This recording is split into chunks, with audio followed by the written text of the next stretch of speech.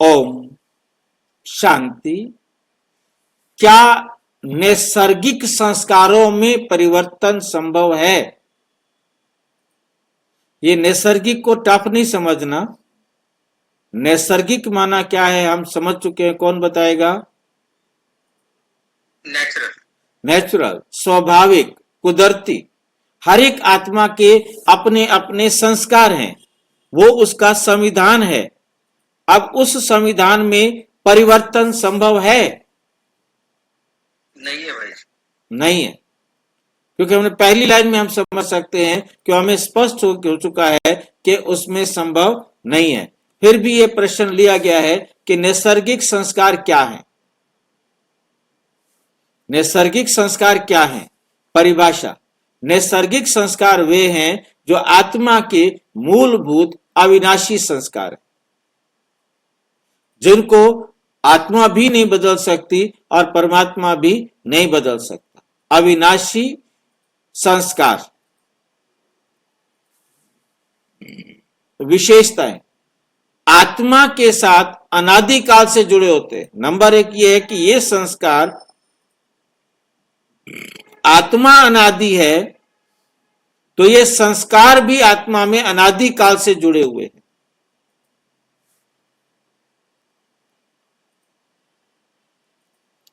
इनका सत्व रजो तमो अवस्थाओं में बदलाव होता है, परंतु इनमें मूल परिवर्तन नहीं होता। इनमें मूल परिवर्तन नहीं होता। कोई भी बदलाव भी हमें लगता है कि हमने बदलाव किया, परंतु सैद्धांतिक रूप से हम याद रखें, हमारे में 5000 साल की जो रिकॉर्डिंग है उसके अनुसार संस्कार अपने आप मर्ज और इमर्ज होते रहते हैं। ड्रामा अनुसार, ड्रामा अनुसार हम बाबा की डायरेक्शन पर परिवर्तन करते हैं। लगता है कि हमने उनको परिवर्तन किया। ड्रामा अनुसार हम गलत संगत में जाकर भी उल्टा परिवर्तन करते हैं, परंतु सच्चाई याद रखनी है, ये खेल है संस्कारों के मर्ज और इमर्ज का। टाइम पर जिस संस्कार को इमर्ज होना है वो इमर्ज हो जाएगा, जिस संस्कार का पार्ट कुछ समय के लिए रुक गया है वो मर्ज हो जाएगा।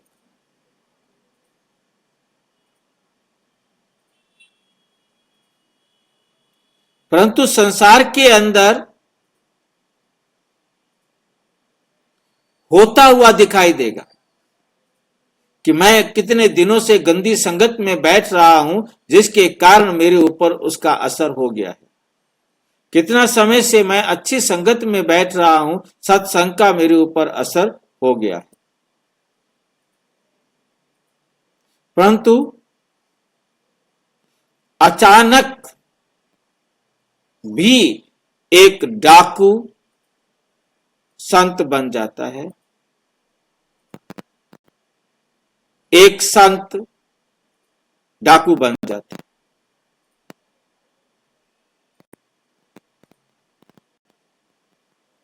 उनका कार्मिक अकाउंट, उनके संस्कार इस बात में महत्व रखते हैं कब उसका संस्कार इमर्ज हो जाए और कब उसका संस्कार मर्ज हो जाए, क्योंकि संस्कार के मर्ज और इमर्ज पर ही सारा खेल चलता है।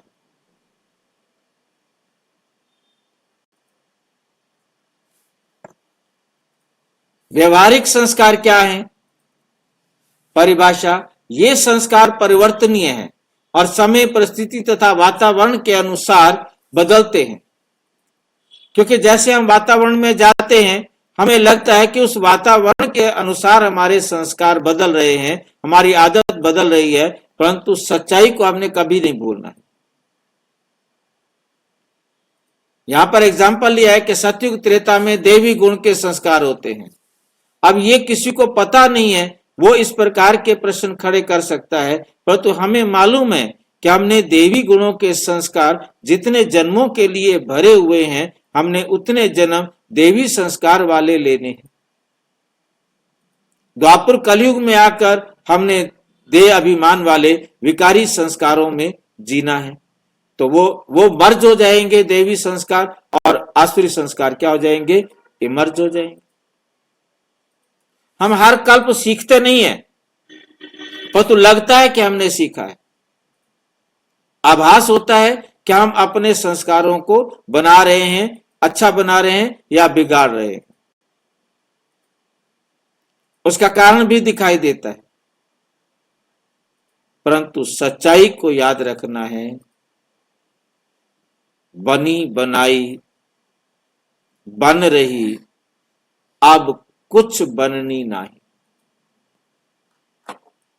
जो ड्रामा बना हुआ है वही बन रहा है, वही चल रहा है, परंतु हमें पता नहीं है, किसी को याद नहीं है, इसलिए ये नया लगता है।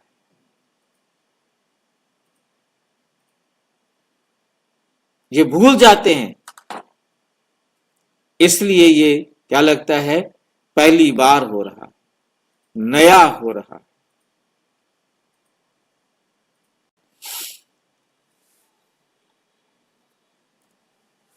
नंबर 3, लिंग और योनि से जुड़े नैसर्गिक संस्कार। उसी पहले प्रश्न की तरह यहां पर भी खड़ा किया है कि लिंग और योनि से जुड़े हुए स्वाभाविक संस्कार क्या है। योनि का संबंध शारीरिक बनावट से है, जबकि लिंग का संबंध बौद्धिक स्तर से है। आत्मा में संस्कार शरीर की रचना के लिए बने हुए हैं कि किस जन्म के लिए किस प्रकार से मुझे शरीर की रचना करनी है। वो अपने कार्मिक अकाउंट के हिसाब से नया जन्म लेकर मैं अंधा बनूं, लंगड़ा बनूं, मंद बुद्धि बनूं, तेज बुद्धि वाला बनूं, गोरा बनूं, काला बनूं, वो इन सब बातों को अपने कार्मिक अकाउंट के हिसाब से देखते हुए शरीर की रचना करता है। अब उसने मेल बनना है, फीमेल बनना है या थर्ड जेंडर बनना है, वो उस आत्मा का अपना कार्मिक अकाउंट है।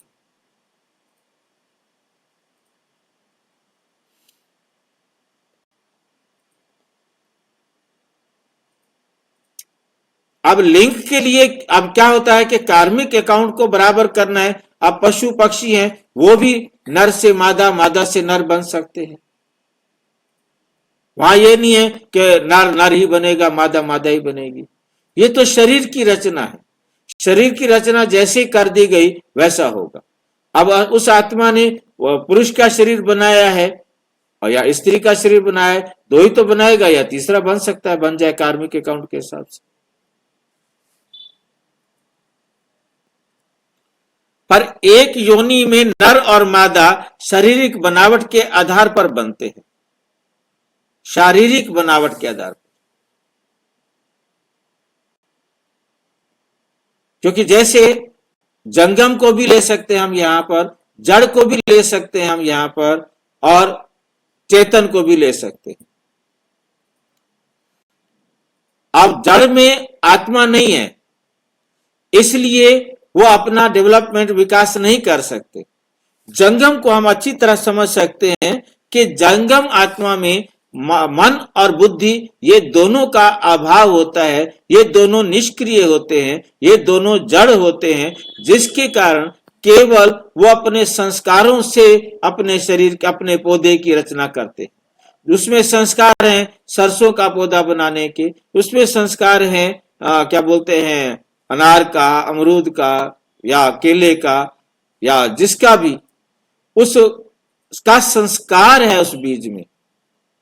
वो बीज अपने संस्कारों को लेकर जाता है और वो नेचुरली उस प्रकार के पौधे तैयार करता है, वनस्पति बनाता है।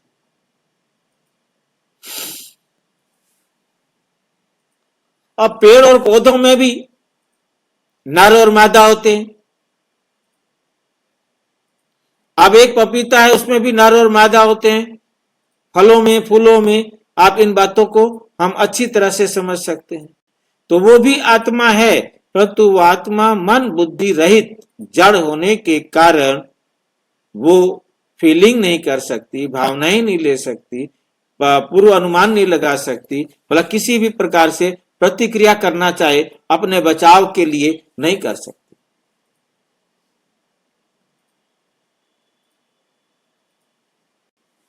उसमें किसी भी प्रकार का रिएक्शन करने की नहीं होती है कि वो किसी प्रकार का, जैसे हम देखते हैं शर्म बूटी है, लाज बूटी बोलते हैं उसको, वो सिकुड़ जाती है,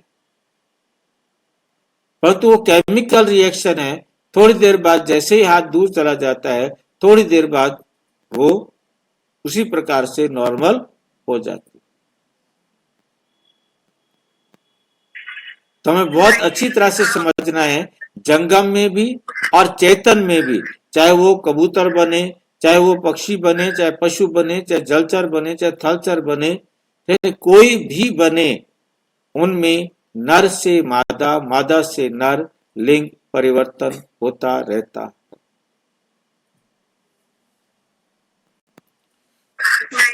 हाँ जी। जंगम में मन और बुद्धि नहीं होती, संस्कार होती है। हाँ, संस्कार होते हैं। तभी यदि मतलब ये बात जो है ना अभी समझ में आई, बाबा ने जब समझाया कि जड़ जंगम शब्द के अंदर बुद्धि नहीं है, मन नहीं है, इसलिए वो कोई फैसला, उसके जो संस्कार हैं वो एकदम एक ही रहते हैं। जैसे उनके संस्कारों में पर, जैसे अब सरसों का बीज है, अब वो सरसों का बीज ही बनाएगा, सरसों ही बनाएगा, फिर सरसों ही बनाएगा, और एक जैसे बीज इतने सारे बना देगा। और बुद्धि हो तो वो फिर परिवर्तन भी कर देना, वो अपने संस्कारों में परिवर्तन नहीं कर सकते। हाँ, कुछ बीज ऐसे रह जाते हैं, पूरे डेवलप नहीं हुए हैं, कमजोर रह गए हैं, पूरी पकाई उनकी नहीं हो पाई, पूरा टाइम उनको नहीं मिल पाया और वो कमजोर रह गए हैं, तो उनको यदि हम बोएंगे तो उनके द्वारा उगने वाला पौधा उतना शक्तिशाली नहीं होगा। इस बात को भी हमें ध्यान में रखना। तो मतलब उनमें संस्कार होते हैं और वो सिर्फ देते ही हैं, तो परम अवस्था तो फिर यही है। परम अवस्था क्या है? परम अवस्था यही है। नहीं, वो संस्कार उनको देने के होते हैं। समझे नहीं? संस्कार, आप संस्कार किसे कह रहे हो? संस्कार क्या देने होते हैं? उनके संस्कार हैं केवल और केवल पौधा तैयार करने के, उनके पत्ते बनाने के, उनके रस, कैसे कौन सा रस लेना है, कैसा लेना है, धरती में से क्या क्या शक करना है, पत्ते की शेप क्या बनानी है, ये सारे संस्कार उनके अंदर हैं। परंतु उनके अंदर पार्ट बजाने के संस्कार नहीं है, वो एक्टर में नहीं आते, इसलिए उनको जंगम कहा है।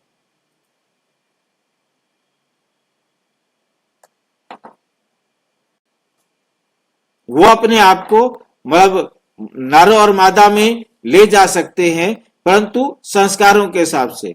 उसमें मादा के बीज है तो मादा ही बनेगा, नर के बीज है तो नर बनेगा।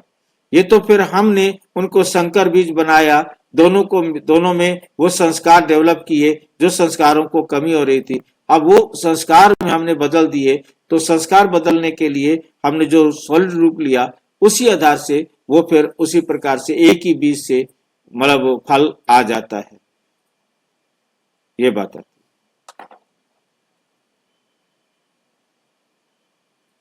वरना मधुमक्खियां, मक्खियां, कीट पतंगे, हवा पुंकेसर को स्त्री केसर तक पहुंचाती है, तब वो फल बनना शुरू होता है।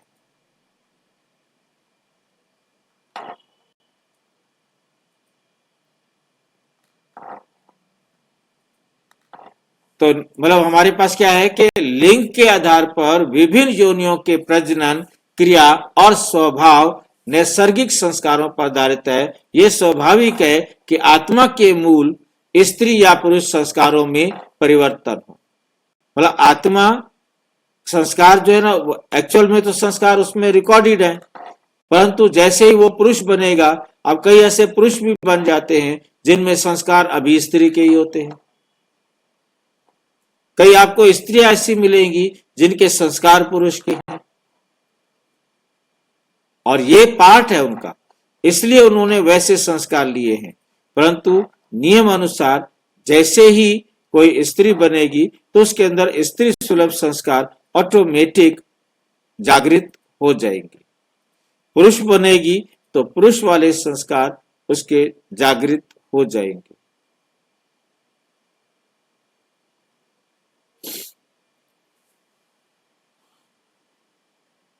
क्योंकि खेल सारा हमें याद रखना है कि मर्ज और इमर्ज का है। बाबा की मुरली और नैसर्गिक परिवर्तन की बात, बाबा ने भी मुरली में कहीं कहीं स्त्री के पुरुष बनने की बात कही है।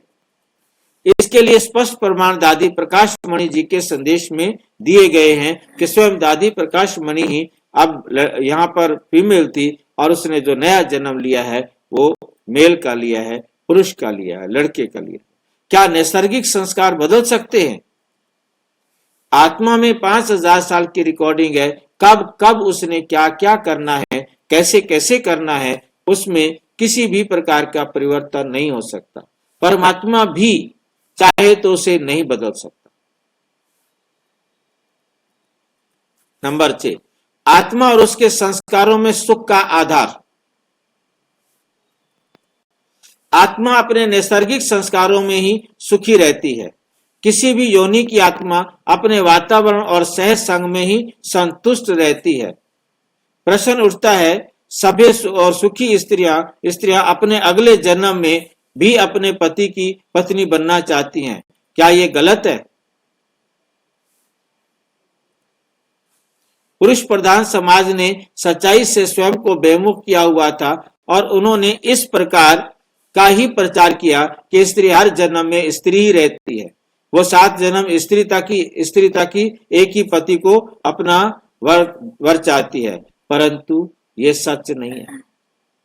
ड्रामा अनुसार कार्मिक अकाउंट के हिसाब से कोई आत्मा अगले जन्म में भी फिर पत्नी या पति बन सकते हैं, परंतु ज्यादा से ज्यादा 2 जन्म तक, 2 जन्म से अधिक नहीं। कहीं कहीं तीसरा जन्म लिखा है, तो यहां हमारे सामने जो एग्जाम्पल अवेलेबल है वो 2 जन्म वाला अवेलेबल है। व्यवहारिक संस्कारों में परिवर्तन के कारण देश काल और परिस्थितियों के अनुसार ये संस्कार बदलते हैं। जैसा देश आता है, काल आता है, समय अनुसार, ये परिस्थितियों के अनुसार हमारे संस्कार बदलते रहते हैं। ये हमें लगता है कि बदल रहे हैं, ये सच्चाई हर बार याद रखनी है। समय अनुसार जिस संस्कार को इमर्ज होना है वो इमर्ज हो जाता है, और जिस संस्कार को मर्ज होना है वो मर्ज हो जाता है। ये याद रखना है। स्वभाव ये परिवर्तन केवल मनुष्यों में ही नहीं बल्कि पशु पक्षियों में भी होता है। ये केवल मनुष्यों में नहीं, पशु पक्षियों में भी ये होता है। निष्कर्ष, संस्कारों में परिवर्तन संभव नहीं है। हर आत्मा अद्वितीय है। हर आत्मा ने अपने संस्कार 5000 साल के लिए स्वयं रिकॉर्ड किए हैं, जिसमें ना स्वयं परिवर्तन कर सकती है और ना परमात्मा। उन संस्कारों को परमात्मा भी चेंज नहीं कर सकता। अच्छा, कोई प्रश्न है तो बोलो। किसी के मन में कोई प्रश्न उठ रहा हो तो पूछे। जी, हर एक जन्म में हर एक का पार्ट ऑटोमेटिक नोंदा हुआ है। हाँ, उसको कर सकता। तो यहाँ एक भाई जी ने YouTube पर पूछा है, भाई जी कुछ आत्माएं एक ही जन्म में लिंग परिवर्तन के पहले पुरुष के संस्कार शो करते हैं। अभी हम चर्चा कर रहे थे कि आप देखते हैं कि है तो स्त्री, परंतु उसकी आदतें, उसके संस्कार पुरुष वाले हैं। है तो पुरुष परंतु उसके संस्कार स्त्री वाले हैं। ये कैसे होता है? वो अपने नए लिंग के हिसाब से अपने संस्कार परिवर्तन कर लेती है। मतलब लिंग परिवर्तन की भी बात हम सुनते हैं कि लिंग परिवर्तन होता है, परंतु वो लिंग परिवर्तन हो जाएगा तो संस्कार उसने परिवर्तन होने हैं, उसी अनुसार होंगे, नहीं होने हैं तो जरूरी नहीं कि हों। क्योंकि ये भी हम अपवाद कह सकते हैं कि ऐसे भी केस हमारे सामने हैं कि जो मतलब उन्होंने संस्कार उस योनि, उस लिंग के हिसाब से नहीं है। बाकी स्वाभाविक रूप से स्त्री के संस्कार स्त्री वाले रहते हैं, पुरुष के संस्कार पुरुष वाले रहते हैं, परंतु कहीं कहीं ऐसे अपवाद मिलते हैं। होता पुरुष है वो तो उसकी आवाज भी स्त्री की तरह होती है, बोलना चालना भी स्त्री, व्यवहार भी स्त्री की तरह होता है। तो इस प्रकार से ये हमारे ब्रेन के भी दो हिस्से हैं, मतलब राइट एंड लेफ्ट, उसके अंदर भी यही होता है। एक पुरुष बुद्धि कही जाती है, एक स्त्री बुद्धि कही जाती है। तो मतलब दोनों का दिमाग जो है ना, दोनों पार्ट मतलब अलग अलग होते हैं। तो इस प्रकार का भी हमें मिलता है। अब किसका मेल डोमिनेट होता है ब्रेन और किसी का जो है ना फीमेल डोमिनेट होता है।